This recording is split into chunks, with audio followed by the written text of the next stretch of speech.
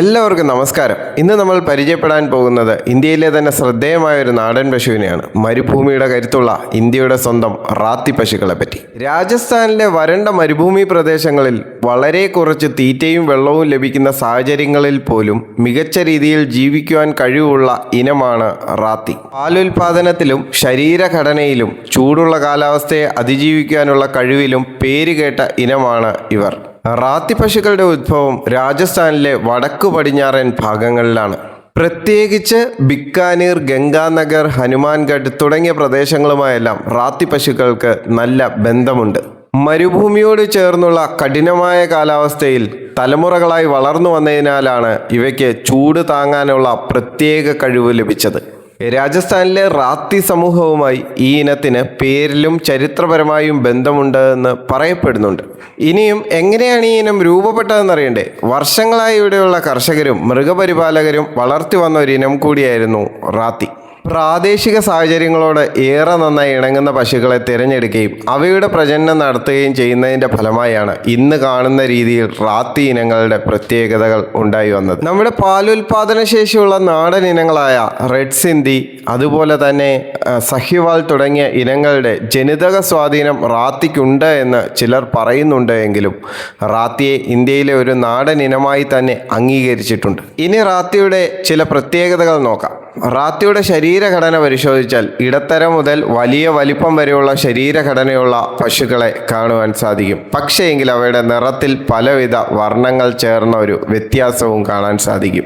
വെള്ള നിറത്തിൽ ചുവപ്പ് അല്ലെ തവിട്ടു പാടുകളുള്ള പശുക്കളെയും ചുവപ്പും വെള്ളയും കലർന്ന നിറത്തിലുള്ള പശുക്കളെയും കാണാൻ സാധിക്കും. എന്നാൽ ചില പശുക്കൾക്ക് ശരീരത്തിൻ്റെ ഭൂരിഭാഗവും വെള്ള നിറമായിരിക്കാം.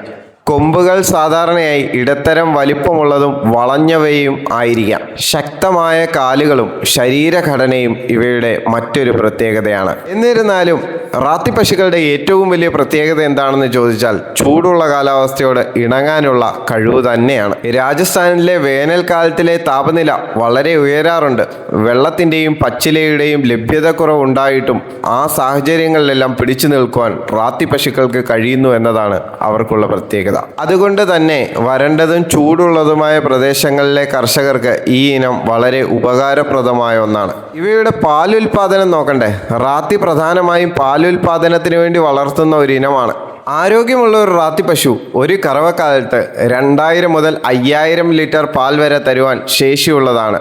എന്നിരുന്നാലും ഒരു കറവ പശുവിൻ്റെ നല്ല പാലുൽപാദനത്തിന് അതിൻ്റെ ജനിതകശേഷി, അതുപോലെ തന്നെ അതിൻ്റെ പ്രസവങ്ങളുടെ എണ്ണം, അതിൻ്റെ തീറ്റ, പരിപാലനം തുടങ്ങിയ കാര്യങ്ങളെല്ലാം ആശ്രയിച്ചിരിക്കും എന്നതും നിങ്ങൾക്കറിയാമല്ലോ.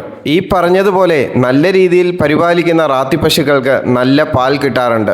റാത്തി പശുക്കളുടെ പാലിൻ്റെ മറ്റൊരു പ്രത്യേകത നല്ല കൊഴുപ്പുള്ള പാലാണ് ഇവയ്ക്ക്. റാത്തി പശുക്കളുടെ മറ്റൊരു പ്രത്യേകത പ്രാദേശിക തീറ്റ വിഭവങ്ങൾ ഉപയോഗിച്ചുകൊണ്ട് തന്നെ വളരുവാൻ സാധിക്കും എന്നതാണ്. പച്ചപ്പുല്ല്, ഉണങ്ങിയ തീറ്റ, കാർഷിക അവശിഷ്ടങ്ങൾ തുടങ്ങിയവയെല്ലാം ശരിയായ രീതിയിൽ നൽകാം. എന്നിരുന്നാലും നല്ല പാലുൽപാദനം ലക്ഷ്യമിടുന്നുണ്ട് എങ്കിൽ ആവശ്യത്തിന് ഊർജം, പ്രോട്ടീൻ, ധാതു ലവണങ്ങൾ, ശുദ്ധജലം തുടങ്ങിയവയെല്ലാം ലഭ്യമാക്കേണ്ടതും അത്യാവശ്യമാണ്. പ്രാദേശിക കാലാവസ്ഥയോട് തലമുറകളായി പൊരുത്തപ്പെട്ട് വളർന്നതിനാൽ തന്നെ രോഗപ്രതിരോധ ശേഷി വിദേശ ഇനങ്ങളെ അപേക്ഷിച്ച് വളരെ കൂടുതലാണ് നമ്മുടെ റാത്തിക്ക്.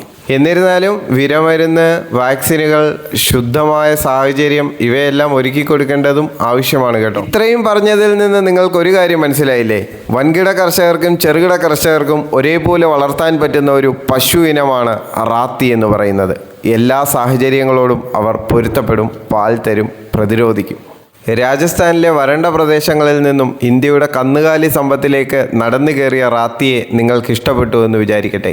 മറ്റൊരു ബ്രീഡിൻ്റെ വിശേഷവുമായി അടുത്ത ദിവസം കാണാം. വീഡിയോ ഇഷ്ടപ്പെട്ടെങ്കിൽ ലൈക്ക് ചെയ്യുക, ഷെയർ ചെയ്യുക, സബ്സ്ക്രൈബ് ചെയ്യുക. Thank you.